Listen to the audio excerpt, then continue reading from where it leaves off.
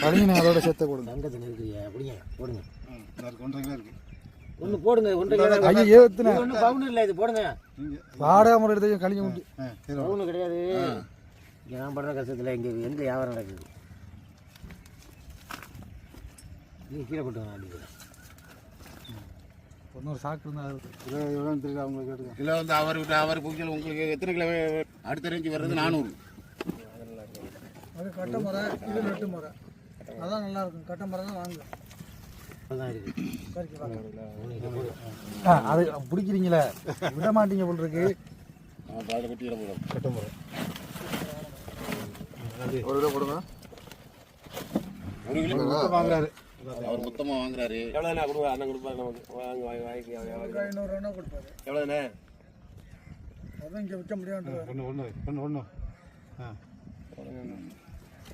நீ கேட்டு கொடுங்க.